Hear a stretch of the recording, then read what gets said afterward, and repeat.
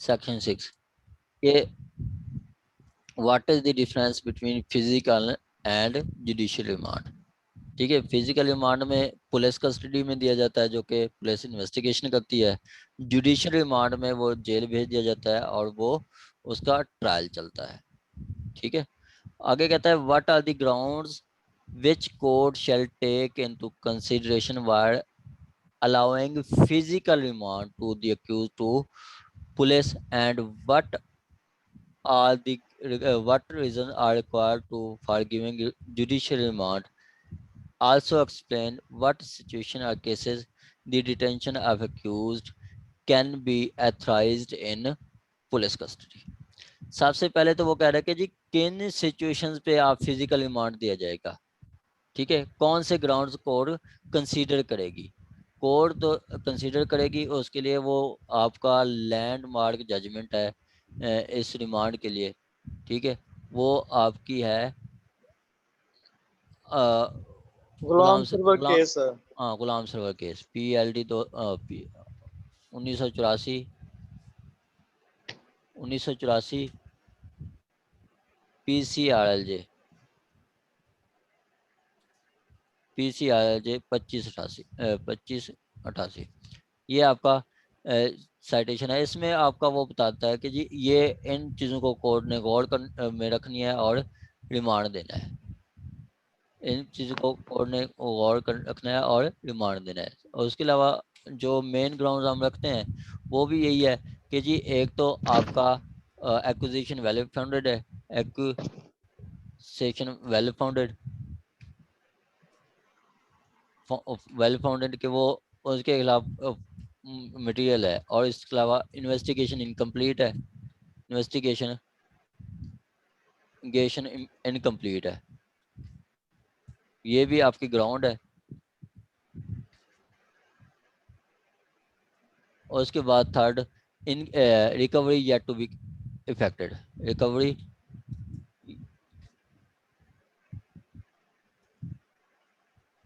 Yet to be effected. ये है, ये आपके ग्राउंड्स हैं डिमांड के फॉर डिमांड जो हमने फर्दर इंक्वायरी नहीं वो नहीं है मैडम, नहीं वो नहीं है। ठीक है, ये ग्राउंड्स हैं आपके डिमांड के। ठीक है, बाकी जो रिमांड के ग्राउंड्स हैं वो इसमें आपने डिस्कस किए हुए हैं इस साइटेशन में डिटेल के साथ डिस्कस किए गए हैं। ठीक है,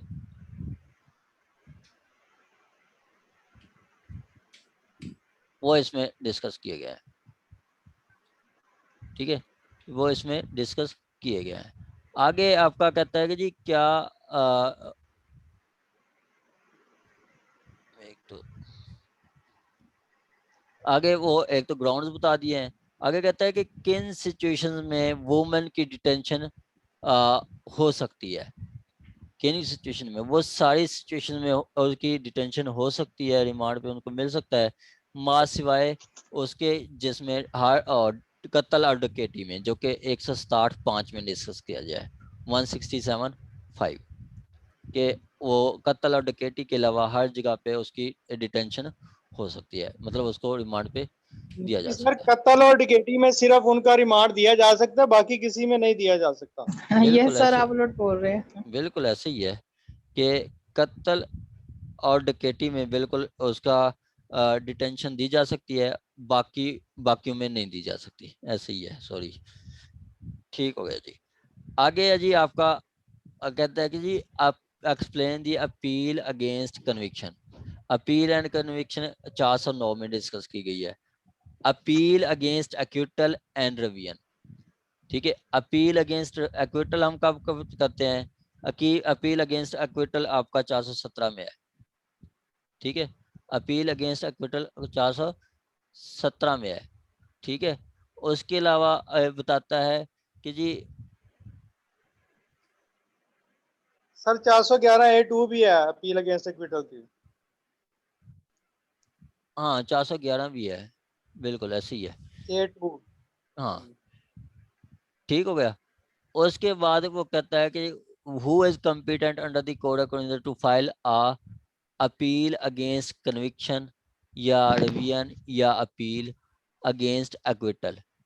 अपील अगेंस्ट कन्विक्शन कौन मूव करता है? अपील अगेंस्ट कन्विक्शन आपका अक्यूज मूव करता है, ठीक हो गया।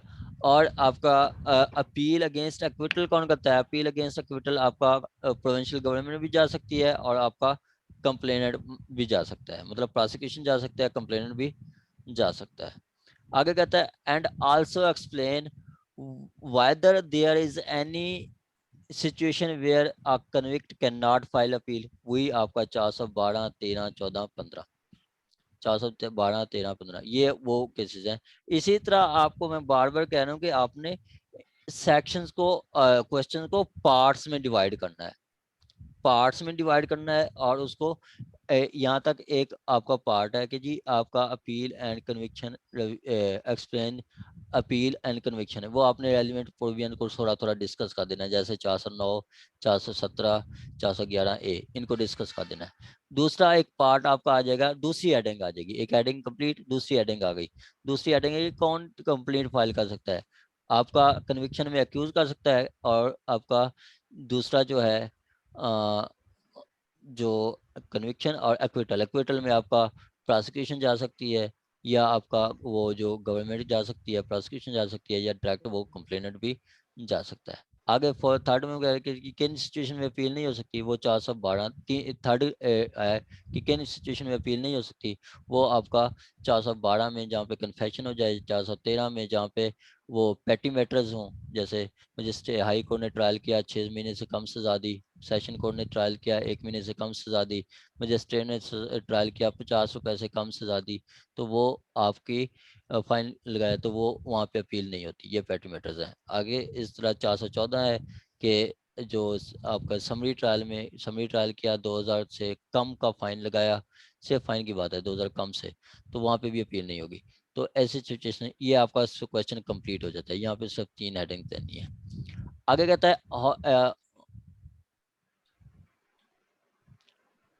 कहाँ चला गया, ये है कि in how much categories bail can be categorised. Bail को हमने सिर्फ 2 में रखना है, ज्यादा में नहीं रखना। बेल बिफोर अरेस्ट या आफ्टर अरेस्ट, बस। आगे कोर्ट को अपने एग्जामिनर को ज्यादा कॉम्प्लिकेशन में नहीं डालना आपने। आगे कहता है what is the further inquiry and what are the grounds where appeal can be declined by the court where accused is undergone the period prescribed by the third proviso 497। Third proviso में आपका statutory ground की बात कर रहा है। एक तो further inquiry 497 subsection 2, further inquiry क्या है कि it is yet to be determined whether the offense is committed or not, whether accused committed offense or not, ये चीज़। और उसके अलावा 497 का थर्ड प्रोविजो स्टैट्यूटरी ग्राउंड में आपने डिस्कस करना है। स्टैट्यूटरी ग्राउंड क्या है कि अगर एक मुलजिम है जिसने ऑफेंस कमिट किया जिसकी सज़ा डेथ है, और वो मेल है 2 साल से जेल में है, अगर फीमेल है 1 साल से जेल में है, तो उनको बेल पे रिहा कर दिया जाएगा। अगर उन्होंने ऑफेंस कमिट किया जिसकी सज़ा डेथ के अलावा है, ठीक है, तो उसमें अगर मेल है 1 साल से जेल में है, फीमेल है 6 माह से जेल में है, तो उनको बेल पे रिलीज किया जा सकता है। ये बताया गया 180 क्वेश्चन नंबर 8 में। आगे है जी आपका an accuse plead certain circumstances bringing to the case, ये तो आपका पीपीसी का है। ये आगे बताता है under what provision criminal courts can put an end the proceeding without conclusion of trial and can acquit the accused। yes, ये 249 ए और 265 के। यहाँ पे वो ट्रायल कंक्लूड नहीं होता, कोर्ट को उनको लगता है कि जी 2 ग्राउंड्स हैं, 249 ए की और 265 के की, 2 सिर्फ एक। पहला कि चार्ज इज ग्राउंडलेस, कि चार्ज की कोई ग्राउंड ही नहीं बनती, चार्ज इज ग्राउंडलेस। या अगर चार्ज बनता है तो there is no probability of being convicted, कि कोई चांसेस नहीं है कि मुलजम को सजा हो जाएगी, मुलजम एक्विट हो जाएगा, तो वो ट्रायल कंक्लूड करने से पहले भी कोर्ट उसको एक्विट कर सकती है। 249 ए 265 के कोर्ट सो मोटो भी इनिशिएट कर सकती है। आगे कहता है कि व्हाट इज चार्ज, चार्ज का क्या है, what is its objective. Objective charge का क्या है चार्ज का ऑब्जेक्ट है कि to explain the acquisition to accused, कि एक्यूज्ड को एक्विजिशन बताए जाते हैं कि उसके खिलाफ क्या एक्विजिशन है, क्या इल्ज़ाम है, वो बताई जाएंगी। आगे कहता है what are the particular required to be stated in charge. ये 221, 222, 223 वो वहाँ पे वो बताया गया पार्टिकुलर्स के क्या क्या चीज़ें आपने ऐड करनी है। आगे बताता है कि what circumstances declare to be, नहीं वो बस आगे उसमें वो ज्वाइंट ड्राफ्ट चार्ज का भी बात करता है जो कि हमने नहीं किया। आगे एक और क्वेश्चन है, वो बताता है जी कि व्हाट इज रिमांड, रिमांड क्या है, व्हाट इज रिमांड, रिमांड क्या है, ठीक है। And what under what circumstances custody of accused can be given to police, वही हमने जो पीछे पढ़ लिया है।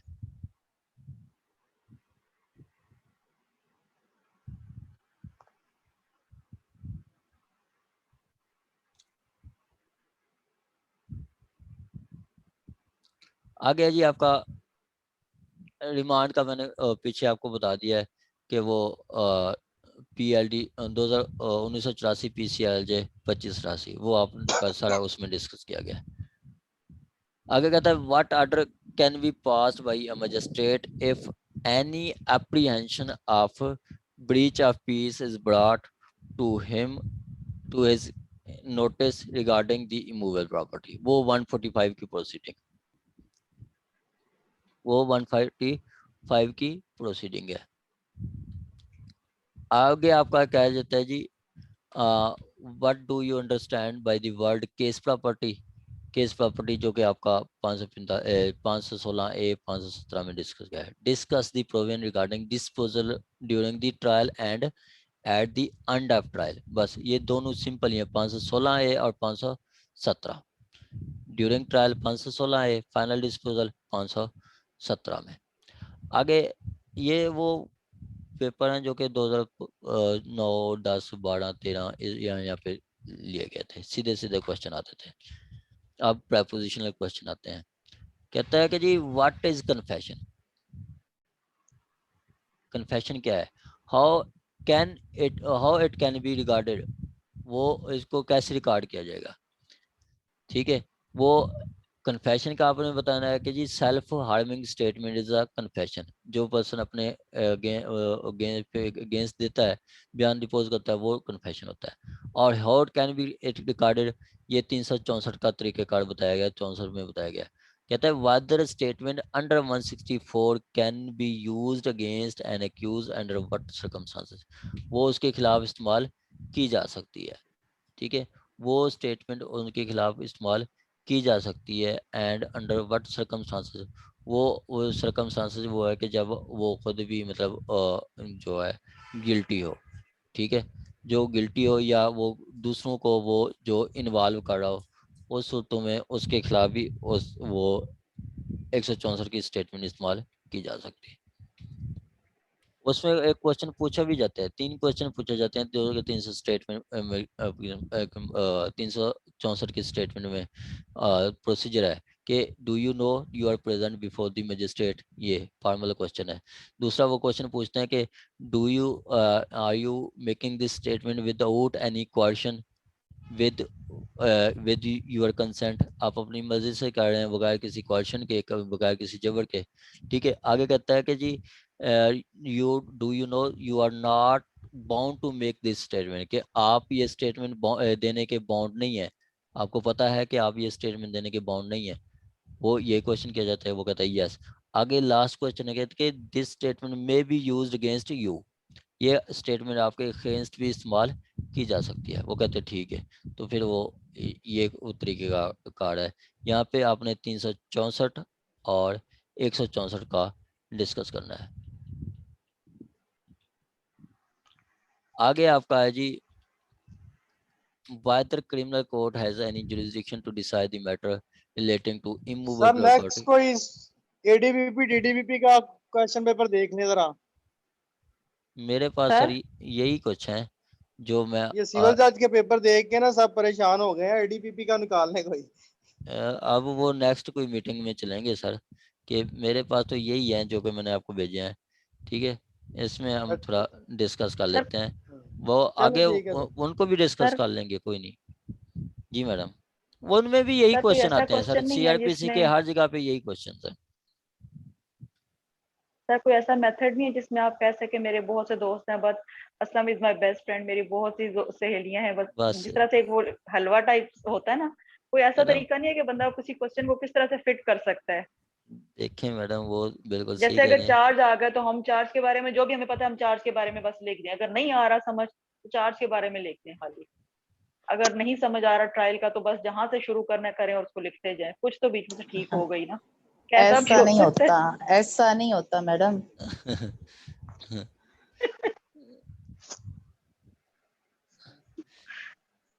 सर चलें ये जी। तो वो एग्जांपल हो जाएगी कि कोई याद करके जाता है ऐसे माय बेस्ट फ्रेंड के ऊपर, आ जाता है माय फादर के ऊपर, मेरे तो वो माय यही फादर लिखेगा कि हाँ I have many fathers but my best father is, ये तो वैसा हो जाएगा फिर। God, many father. हाँ, बस ऐसे ही है। बस चलें, सर आगे नेक्स्ट कल सुबह नहीं, के ये रख। क्वेश्चंस इजी हैं, ये बस जो क्वेश्चंस अभी सर ने बताए ये तो कदरे बेहतर हैं, बहुत ये इजी कर हैं, सकते ये हैं तो सर बंदा। बहुत इजी हैं। ये 2006 मुझे भी 7 इजी 8 ये जो लगे सारी चीजें लेकिन ना बहुत इजी है। वर्क करते रहे हैं सारा दिन और इस वजह से अब नींद आ रही है। बस 10 मिनट मैडम, सिर्फ 10 मिनट आप थोड़ा पानी पी लें या कोई चाय बना के चाय पी लें, तो 10 मिनट का आप आधा घंटा भी सुकून के साथ सुन लेंगे। हमने बस 10 मिनट और पढ़ना है, बस डिस्कस ही है, वैसे जो मेन थे हमने डिस्कस कर लिए।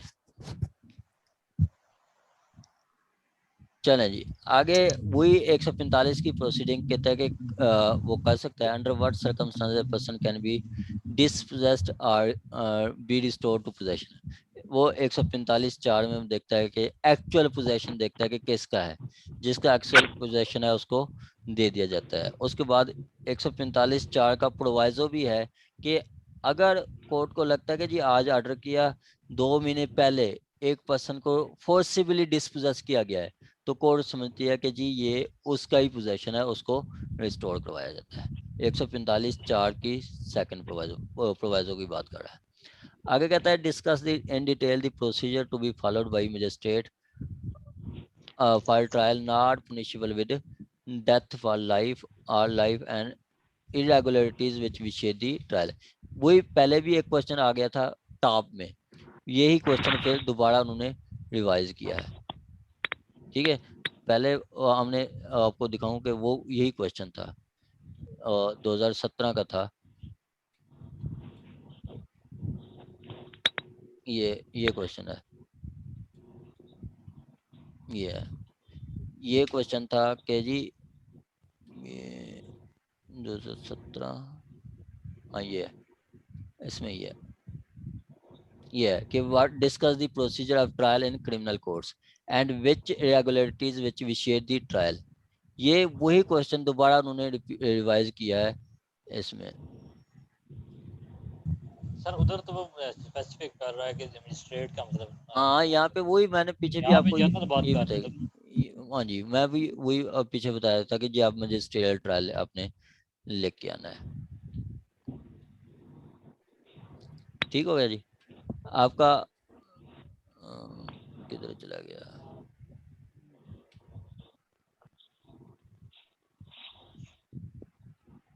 ये है कि वो प्रोसीजर आपका मजिस्ट्रियल ट्रायल, और वो बता रहा है कि कौन सी रेगुलरिटीज हैं जो कि ट्रायल को विशेष कर देती हैं। आगे कहता है what formalities must be observe by recording the 164 और 364। आगे कहता है डिफरेंशिएट दी प्रिपरेशन ऑफ, ये आपका पीपीसी का है, ये भी पीपीसी का है। ये है कि what is the taking cognizance, whether session court can take direct cognizance, ये आपको मैंने पहले ही बता दिया था।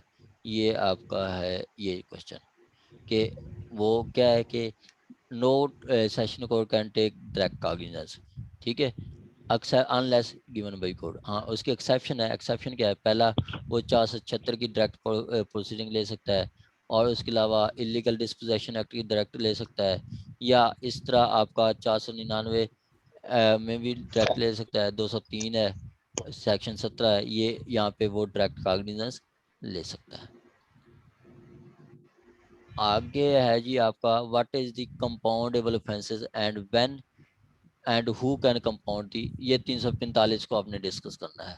345 2 को कहता है when the police is bound to register a statement, वो 154 जो जब कॉग्निजेबल ऑफेंस होगा तो पुलिस बाउंड है ऑफेंस केस रजिस्टर करने का, 154 है। आगे कहता है when police may arrest without warrant, ये सीधे सीधे क्वेश्चन अब नहीं आ रही है, ठीक है। अब ये 54 है 55 है जब अरेस्ट विदाउट वारंट है। What is the procedure to complete investigation from the accused within 24 है, तो अगर 24 घंटे में इन्वेस्टिगेशन नहीं होती तो उसका रिमांड के लिए 167 की अदा की जाती है। आगे कहता है what is the evidentiary value of statement recorded, इसकी कोई एविडेंशियरी वैल्यू नहीं है, हाँ इसको कंट्राडिक्शन के लिए इस्तेमाल किया जा सकता है। आगे जी इनक्वेस्ट रिपोर्ट 174 में बताई गई है। आगे बताता है explain with the relevant provision dispute concerning land is likely to cause भी, 145 की कार्रवाई। आगे है जी state the explain the procedure search of house under 100 under आपका प्रोसीजर कोड, वो सर्चिंग के लिए 165 और 166 ये इस्तेमाल किया जाता है, ठीक है। साथ 103 का भी आपने हवाला देना है, 98 भी है। आगे कहता है requirements the judgement in trial by criminal courts of original jurisdiction under criminal procedure, वो जजमेंट कैसे रिकॉर्ड की जाती है, वो आपका 366 67 ये आगे तरीकेकार सारा कुछ बताया गया। आगे है जी आपका state the precaution required by the competent court of law to consider while allowing an application to grant of pre arrest bail. Pre arrest bail में कौन सी प्रिकॉशंस होंगी, दो, आपका ulterior motive on the part of complainant and prosecution, दूसरा आपका mala fide on the part of complainant and prosecution. ये code देखती है, अगर ऐसी होती है तो वो आपको अगर आप मेला फाइडी शो कर देते हैं on the part of complainant या प्रोसिक्यूशन तो आपको प्री अरेस्ट बेल मिल जाती है, वरना प्री अरेस्ट का स्कोप बहुत कम है, प्री अरेस्ट जो है वो डिसमिस होती है तो पोस्ट अरेस्ट हो जाती है। आगे कहता है classes of criminal courts and magistrate provided in criminal, ये सेक्शन 6 12 14 सेक्शन 30 32 ये आपको बताया गया है, ये आपको मैंने बुक भेजी हुई भी है। आगे कहता है what is confession at what stage criminal case it can be recorded and by whom, what is the procedure provided in proceeding. ये जो कन्फेशन है ये आपका कन्फेशन ड्यूरिंग बिफोर ट्रायल भी रिकॉर्ड किया जा सकता है, ड्यूरिंग ट्रायल भी रिकॉर्ड किया जा सकता है। जो बिफोर ट्रायल जो होगा वो 164 के तहत होगा, जो ड्यूरिंग ट्रायल होगा वो 342 की स्टेटमेंट है, या चार्ज की स्टेज पे भी है, 3 स्टेजेस हैं, बिफोर ट्रायल 164 का, ड्यूरिंग ट्रायल चार्ज के दौरान जो कि होता है, या 342 की स्टेटमेंट भी आपका कन्फेशन रिकॉर्ड किया जा सकता है। आगे जी बेल, बेल क्या है, व्हाट इज बेल, या what is the bail regarding non available. Bail क्या है, पहले आपने बेल डिफाइन करना है, और bail law relating to bail in non available offences 497। आगे कहते हैं can bail in such cases the claim as right, कि किन केसेस में bail as a right claim करते हैं, वो आपका स्टैट्यूटरी जब ग्राउंड में आ जाती है आप bail as a matter of right इस्तेमाल करते हैं।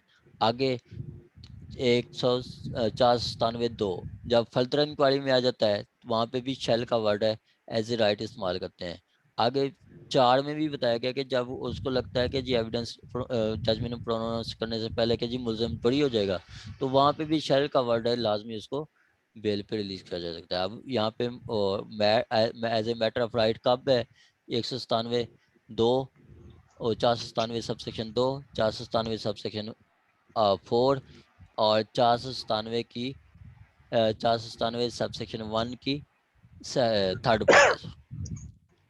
आगे जी what you mean by joint of charge, discuss the detail in on this subject. Joint of charge के लिए आपने 234 से आगे 200 आपने 39 तक लिखना है। आगे कोड के कॉग्निजेंस ये आपने हम पीछे पढ़ चुके हैं 265 के या 249 से। ये आपका है जी सिंपली के आगे कहते हैं लास्ट है के circumstances under proclamation and attachment of property 87-88 discuss किया गया है। आगे कहता है कि a lady is accused of having poisoned her husband to the death with the active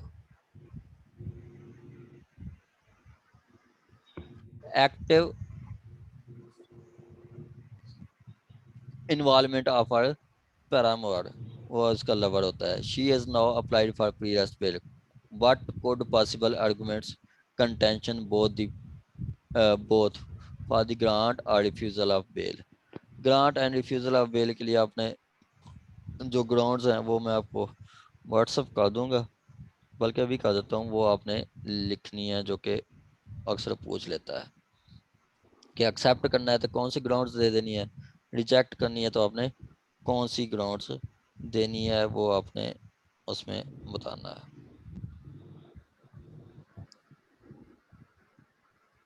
ठीक हो गया जी।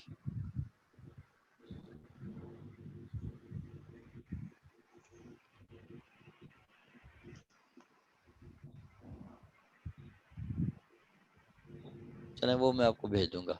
आगे कहता है essential of charge discuss the effects of error in charge, वो 225 है, 235 है।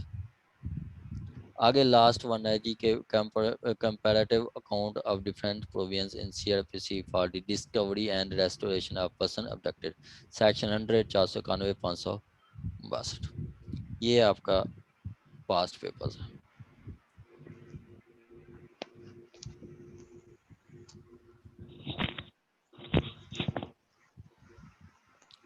यहाँ तक किसी का कोई क्वेश्चन है तो आप पूछ सकते हैं। यहाँ तक किसी का कोई क्वेश्चन है तो आप पूछ सकते हैं। कल सर इसको खुद से रीड करेंगे और परसों इंशाल्लाह पूछेंगे क्वेश्चन। चलें ठीक है मैडम, ठीक है। चलें जी, आज की क्लास इतनी है, तो इंशाल्लाह नेक्स्ट फिर हम पढ़ेंगे मंडे वाले दिन, वो शेड्यूल आ जाएगा आपके पास। ओके, फिर अल्लाह हाफिज। अल्लाह हाफिज़। ओके, अल्लाह हाफिज।